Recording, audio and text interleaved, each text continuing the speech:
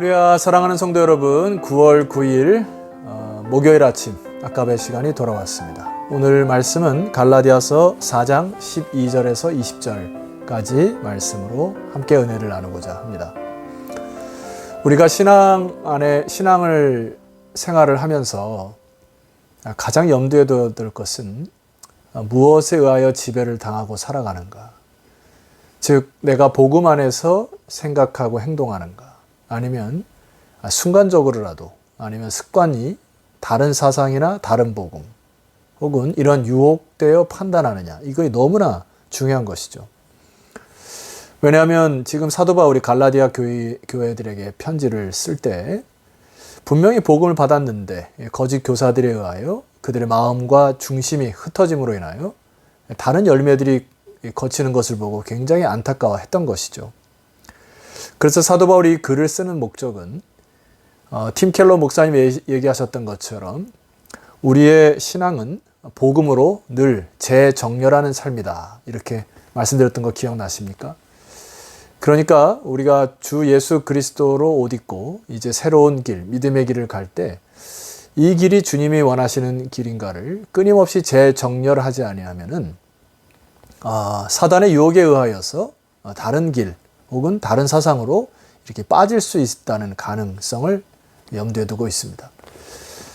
마치 우리가 군대에서 우리 남자 성도님들은 경험을 하셨겠습니다만은 총을 쏠 때에도 총을 쏘기 전에 항상 0점을 잡아야 되고, 또 그 클릭을 통하여서 그 정렬을 하지 않으면 총이 잘 맞춰지지가 않아요.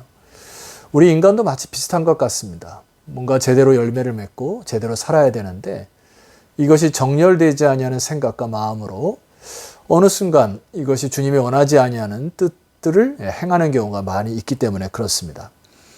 자, 그래서 사도 바울이 오늘 12절 말씀 보면 이렇게 말씀을 하고 있어요. 형제들아, 내가 너희와 같이 되었은즉 너희도 나와 같이 되기를 구하노라. 너희가 내게 해롭게 하지 아니하였느니라. 내가 너희와 같이 되었은즉, 이게 무슨 말일까요? 사도 바울은 그가 복음을 먼저 받은 자로서 그들의 입장에 서서 그들의 형편에 맞게 내려갔다라는 것입니다. 그러니까 마치 이 성숙한 자가 아직 미성숙한 자를 향하여서 그들의 눈높이에 맞추어서 대화를 하고 그들의 문화와 전통을 이렇게 존중하여 서서히 그들을 이끌었던 것을 이야기하죠. 그러나 사도 바울의 마음속엔 참된 자유의 느낌이, 그 자유를 누렸던 기쁨과 감격이 있기 때문에 그들이 어렸을 적에 했던 모든 상황들을 이제 알고 스텝 바이 스텝으로 그들을 그리스도의 장성한 분량까지 이루도록 하는 마음가짐으로 그들의 입장에 섰다라는 것입니다. 다른 말로 하면 복음 안에서 모든 형식들을 내려놓고 그들과 같이 되기 시작했다. 그리고 이것은 복음 안에서 아름다운 사랑의 교제가 시작되었다라고 말하는 것입니다. 그래서 너희도 나와 같이 되기를 구하노라 라고 이렇게 이야기를 하죠. 그러니까 주님 안에서, 복음 안에서 사는 삶, 성령 안에서 사는 삶이 얼마나 기쁘고 즐거운가를 너희도 맛보기를 원한다, 이런 말씀이죠. 자, 이게 성숙한 자나 미성숙한 자나 성령 안에서 또 말씀 안에서 관계가 잘 맺어질 때는 다른 문제가 잘 되어지지 않습니다. 13절 말씀 보세요. 내가 처음에 육체의 약함으로 말미암아 너희에게 복음을 전한 것을 너희가 아는 바라. 여기에 그 육체의 약함이라고 하는 단어는 주석학자들에 의하면은 사도 바울이 두 가지 병 중에 하나라고 얘기합니다. 여러분이 알다시피 눈병이 크게 걸렸을 것이다 라고 하는 부분과 이게 발작, 그 간질이 있었다라고 하는데, 아마 율법의 이 부정한 병이 우리가 알지 못하는 심한 중병 때문에 사도 바울이 굉장히 고생했던 것을 알 수 있습니다. 그런데 1차적으로 우리가 여기서 좀 생각해 봐야 될 것은 사도 바울에게 있었던 이 무거운 질병이 가던 길을 멈추게 하였던 것이죠. 그 덕택에 갈라디아 지방에 머물러 복음을 전할 수 있는 기회가 생겼다는 얘기예요. 자, 그 관점으로 13절을 다시 보세요. 내가 처음에 육체의 약함으로 말미암아 너희에게 복음을 전한 것을 너희가 아는 바라. 아마도 나에게 육체의 질병이 그때 간질, 발작하지 않았다고 하면은 내가 머물 이유가 없었는데, 나의 심한 중병 때문에 잠시 머물렀을 때 갈라디아 지방으로 복음을 전할 수 있는 놀라운 기회가 되었다는 것들 너희도 알지 않았는가? 훗날 사도 바울이 이렇게 고백하지요. 약할 때 곧 강함이니라. 내가 연약할 때 곧 강함이니라. 여러분, 우리가 세상적인 기준으로 약하고 또 무능력하고 혹은 이 부분이 부족하고 이렇게 절망할 이유가 없습니다. 하나님은 여러분의 약함도 사용하시는 분이시기 때문에 얼마든지 주님의 강하심으로 주님의 뜻을 이루어 가실 분이시기 때문에 약할 때 강함 되시는 주님을 찬송하시기를 소망합니다. 자, 우리 14절을 볼 때 이런 연약함 속에서 사도 바울이 복음을 전했고 그 복음을 받아들인 사람들 속에서 복음 안에서 이루어진 놀라운 관계의 모습을 보세요. 자, 14절 말씀 보시면 좋겠습니다. 14절. 너희를 시험하는 것이 내 육체에 있으되. 자, 너희를 시험하는 것이 뭐였죠? 그러니까 자기의 어떤 육체의 질병이었습니다. 그러니까 다른 사람들이 볼 때 이런 것이죠. 아니, 본인은 위대한 사도라고 얘기하고 복음을 전하는 놀라운, 우리랑 좀 차원이 다른 사람이고, 다른 사람이 알다시피 가말리엘 문화생으로서 참 복음을 전하는 저 사람에게 저런 연약함이 있을까 하고 시험 들 정도로 굉장히 아팠던 모양입니다. 너희를 시험하는 것이 내 육체에 있었어요. 그래서 그것이 굉장히 의아했던 모양입니다. 자, 그럼에도 불구하고 14절 하반절. 이것을 너희가 업신여기지도 아니하며 버리지도 아니하고. 여기 버리지도 아니했다는 말은 헬라어로 보면은 퇴짜 놓다, 침뱉다라는 의미가 있어요. 그러니까 이것을 부정하다, 침뱉지도 아니하고, 그 다음 말씀 보세요. 오직 나를 하나님의 천사와 같이 또는 그리스도 예수와 같이 영접하였도다. 너희들이 복음 안에서 있다 보니까 나의 어떤 약함이나 나의 추함이 하등 문제가 될 것이 없었던 때가 있지 않았는가. 그리하여 15절 말씀 보면은 사도 바울이 이렇게 그들에게 선포합니다. 너희의 복이 지금 어디 있느냐. 여기 마카리오스라고 하는 단어. 너희의 지금 생각하는 그때의 축복 기억하느냐. 도대체 지금 너희들의 그런 축복이 어디 있느냐. 이게 질문을 하는데, 여러분, 이게 오늘날 저에게뿐만 아니라 저와 여러분에게 주는 그 성령의 메시지라 생각해요. 너희들이 그때 첫사랑의 감격이 어디 있느냐.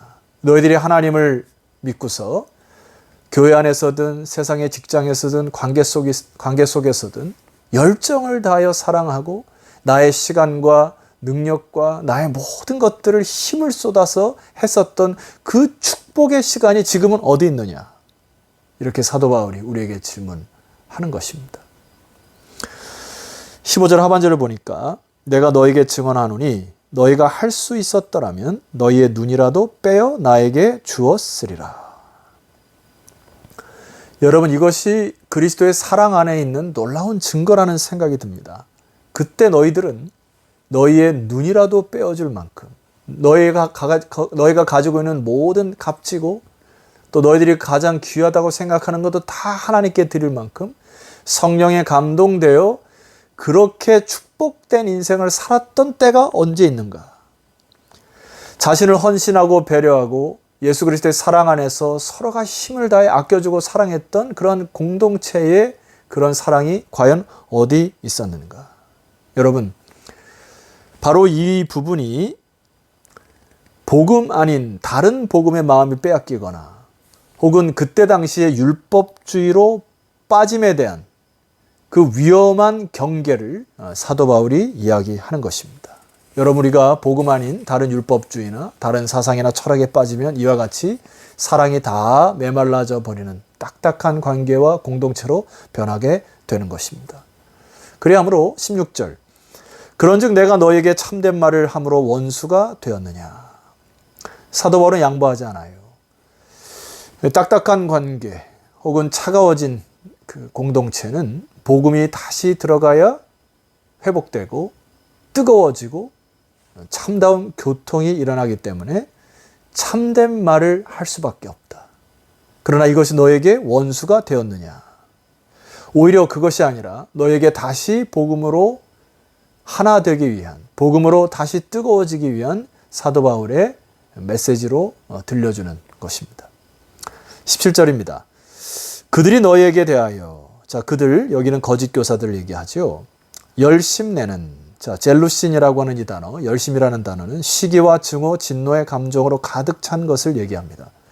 자, 거짓 교사들이 열심을 내는 것에 착각하면 안 됩니다. 이런 뜻이죠. 오늘날도 이단들이나 많은 사람들이 굉장히 열심을 내어 다른 사람들을 이렇게 달콤한 사탕 발림이나 순간적으로 그들을 유혹하게 되고, 대학가에서도 후배들에게 마치 선배들이 모든 것들을 퍼주듯이 그렇게 하다가 미끼를 던져서 물어버리는 것이죠. 자, 그들이 너에게 대하여 열심 내는 것은 좋은 뜻이 아니요. 그 다음 말씀 주목하셔야 됩니다. 오직 너희를 이간시켜. 겉으로는 선한 것처럼 포장되었으나 계속 그것으로 인하여 이간질이 되고 균열이 되고 관계가 깨어진다면 이상하다 생각하고 경계에 경계를 더하셔야 됩니다. 자, 이들의 목적은 너희로 그들에게 대하여 열심을 내게 하려 함이니라. 세상적인 유익과 즐거움 한두 개를 주고서 나중에 수백 개를 빼앗는 것이 이단이죠. 처음에는 물량 공세를 하여 마음을 샀지만 나중에는 모든 것들을 바치라고 하는 것이 이단들입니다. 여러분, 여기서 우리가 하나의 경계를 둬야 될 것은 무조건 열심을 낸다고 해서 좋은 것이 아닙니다. 여기 17절 하반절에 보니까 그들에게 대하여 열심을 내게 하려 함이니라. 결과적으로 인간이 영광을 받고 인간에 대한 열심으로 다 초점 맞춰지는 것은 이단인 것이에요. 자, 18절 이하로 결론 말씀드리도록 하겠습니다. 좋은 일에 대하여 열심으로 사모함을 받음은 내가 너희를 대하였을 때뿐 아니라 언제든지 좋으니라. 여러분, 우리가 좋은 일에 사모하는 자들이 되기를 소망합니다. 그리하기 위하여 우리의 목표는 딱 한 가지가 되어야 됩니다. 19절. 나의 자녀들아 너희 속에 그리스도의 형상을 이루기까지. 바로 이 부분이 목표가 되어야 돼요. 이 부분이 우리의 성숙의 지표가 되어야 합니다. 그리스도의 형상을 이루기까지. 그리스도의 형상을 닮아가는 순간 너희 눈이라도 빼어주는 그 사랑의 교제가 다시 회복될 것입니다. 그리스도의 형상을 이루기까지 우리가 자라간다면 교회를 위하여, 다른 사람을 위하여 열정과 힘을 다하는, 처음에 말씀드렸듯이 이 갈라디아 안에 다이나마타 같은 능력이 있다 말씀드렸지 않습니까? 그것은 세상적인 열심이나 나의 가치관과 판단이 아니라 바로 여기 그리스도의 형상을 이루는 것에 사도 바울이 온통 초점을 맞췄듯이 여러분도 그것을 위해서 기도하셔야 됩니다. 자, 다시 한번 읽어드리겠습니다. 나의 자녀들아 너희 속에 그리스도의 형상을 이루기까지 다시 너희를 위하여 해산하는 수고를 한다. 산모가 애 낳는 고통을 견뎌서 사랑하는 자녀를 잉태하고 출산하는 것처럼 내가 그런 수고도 마다하지 않는다. 사도 바울의 목적 하나는 그리스도의 형상을 이루기까지입니다. 20절. 내가 이제라도 너희와 함께 있어 내 언성을 높이려 함은 너희에 대하여 의혹이 있음이니라. 여기 의혹이 있다라고 하는 것은 부정적인 의미로 써 있지만은 어원적인 의미로 찾아보면은 어찌할 바 모르겠다. 왜 이러한 것들이 일어났는지 내가 멀리서 잘은 모르겠으나 편지로 이렇게 강성하게 그리고 강하게 쓰는 이유가 있는데 이것은 내가 아직 너희들이 어떠한 형편인지를 들음으로 알았기 때문에 내가 나중에 너희들을 다시 방문하여 부드러운 말로 그때는 이야기하겠지만은 지금은 강하게 얘기할 수밖에 없다. 이렇게 얘기하고 있습니다. 자, 성도 여러분, 처음에 말씀드렸듯이 우리가 무엇에 사로잡혀 사느냐가 너무나 중요합니다.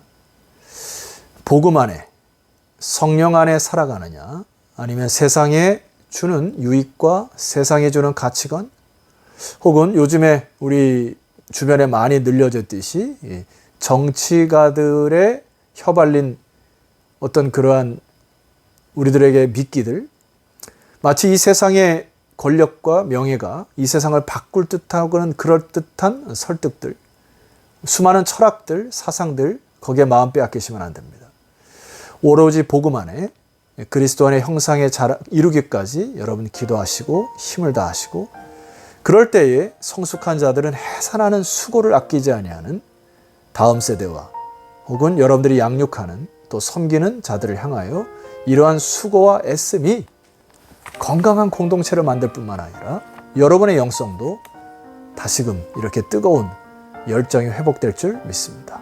그리스도의 형상을 이루기까지 우리 함께 서로 기도하고 아름다운 주의 나라 이뤄가시기를 부탁드리겠습니다. 기도드리겠습니다. 하나님 아버지 감사합니다. 오늘 우리로 하여금 예수 그리스도를 알게 하시고 그리스도의 형상을 바라보고 또 목적대로 이루어가게 하시는 애 감사합니다.